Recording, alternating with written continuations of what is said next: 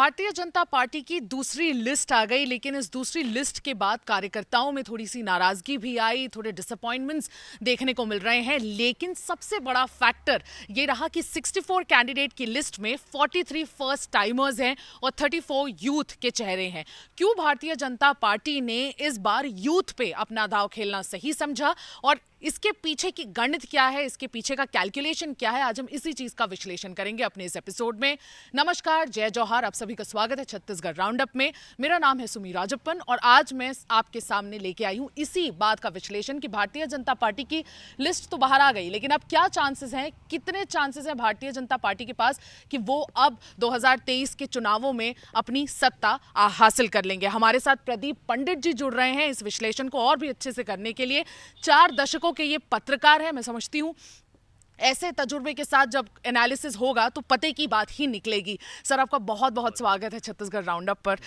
Sir, आपके experience से sir बताइए, आपके अनुभव इतने हैं और ऐसे आप जैसे अनुभवी लोगों को ही टिकट दिया गया है इस बार।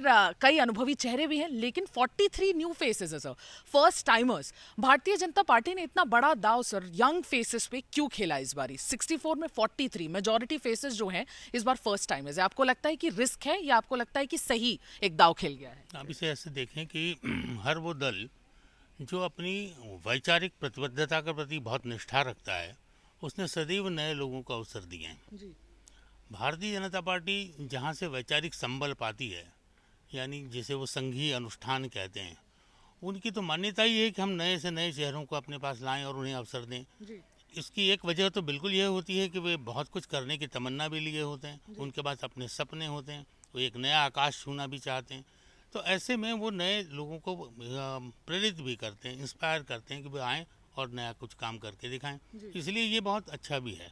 दूसरा, वो जो नाराज़गी का फैक्टर होता है, कुछ बार काम कर लेने के बाद लोग सहमत होते हैं, असहमत होते हैं।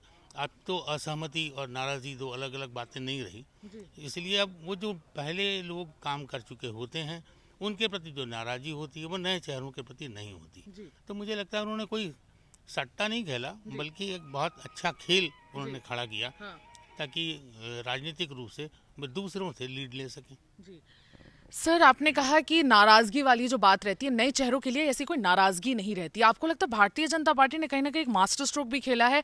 बहुत बैलेंस्ड लिस्ट लगती है। 43 न्यू चेहरे हैं, 34 यूथ हैं, 14 वुमेन हैं और उसके बाद कई ऐसे अनुभवी चेहरे हैं जैसे कि 7 टाइमर, अब 8वीं बार उन्हें लड़ाया जाएगा, बृजमोहन अग्रवाल जी, फिर अजय चंद्राकर, ये सारे ऐसे बड़े बड़े नाम हैं। एक मैसेज ये देने की कोशिश आपको लगती है कि भारतीय जनता पार्टी की है कि हम नए चेहरों पर दाव खेलेंगे, लेकिन अनुभवी हाथ सभी पे होगा, वो अनुभव का साथ और हाथ रहेगा? हाँ बिल्कुल, यही उनकी भावना है, यही उन्होंने किया भी है। अब 8 बार के जो अनुभवी विधायक होने जा रहे हैं बृजमोहन अग्रवाल, उन्हें उन्हें पूरा प्रदेश बहुत ठीक से जानता है, उनकी वैचारिक निष्ठा को जानता है, उनके कर्तव्य बोध को जानता है, उनके जनाधार को जानता है।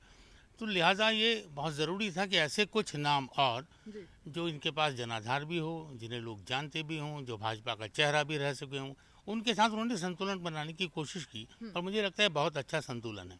सर, लेकिन कई ऐसे भी चेहरे हैं जो पहले हारे हुए थे और पिछले 2 बार से हार रहे हैं, कई 2018 के चुनाव में बहुत गंदे से हारे हैं। तो ये जो जिनके हाथों बहुत अच्छी परफॉर्मेंस नहीं रही और कहीं ना कहीं ये जो ऐसे लीडर्स हैं जो एरोगेंट हो गए थे लास्ट टाइम काफ़ी 2018 में, और इनकी एरोगेंस इतनी बढ़ गई थी कि वो पूरी बीजेपी को 15 पर सिमट के रख दी गई है। तो मतलब 2018 में जिस तरह का परफॉर्मेंस रहा, आपको लगता है भारतीय जनता पार्टी ने थोड़ी गलती भी कर दी कुछ ऐसे कैंडिडेट्स को टिकट देकर? हाँ ज़रूर हुआ होगा ऐसा, क्योंकि एक बहुत बड़ा समूह जब काम करता है तो बहुत सारे लोग होते हैं, बहुत सारे नाम होते हैं, तो कुछ नाम ऐसे चुने गए होंगे जो निश्चित ही नहीं चुने जाते अगर और ज़्यादा शाइस्तगी से उसे देखा गया होता। लेकिन मुझे फिर भी नहीं लगता कि अगर वो एक बार हार चुका है तो केवल वो पिछली बार हार गया था इसलिए उसे इस बार टिकट न दिया जाए, ये कोई बहुत गंभीर तर्क नहीं है। संभव है कि उसने कुछ और काम किया हो, संभव है उसने जमीनी पकड़ बनाई हो, बेरोजगारों के लिए किया हो, आदिवासियों के लिए किया हो, मजदूरों के लिए किया हो, उन बच्चों के लिए किया हो जो अब नई पीढ़ी और पौध आ रही है तो समझती है कि सरकार माने हमारे लिए कोई निष्ठा का काम होगा या हमें अवसर मिलेंगे। तो इसलिए मुझे नहीं लगता कि उन्होंने कुछ ऐसे टिकट दे भी दिए हैं तो उससे कोई खास बात नहीं है। सर लेकिन जो सेंटिमेंट है लोगों के बीच में जरा सी थोड़ी नाराजगी है और उन नामों को लेकर ही नाराजगी है, तो आपको लगता है डैमेज वो थोड़ा ज्यादा बड़ा होगा या इस डैमेज को इजीली कंट्रोल किया जा सकता है जैसे कि आप कह रहे हैं? नहीं, बहुत आराम से कंट्रोल हो जाएगा, क्योंकि बाकी सब जगह बहुत संतुलन बहुत है। हाँ, तो 2 5 7 सीटों से कुछ बहुत अधिक अंतर बढ़ने वाला है नहीं। है नहीं। और वो नाराजगी पूरे प्रदेश में नहीं है, वो नाराजगी मात्र कुछ एक स्थानों पर होगी यदि है तो। और वो स्थानीयता में स्थानीयता ढूंढने की जो कोशिश है, वो उसी के तहत आप इस तरह के प्रश्न भी होते हैं और इस तरह की मान्यता भी होती है। ओवरऑल सर काफी बैलेंस्ड मामला। हाँ बिल्कुल, एकदम संतुलित है और मुझे नहीं लगता कि इसमें कोई गड़बड़ की गुंजाइश भी है। बिल्कुल।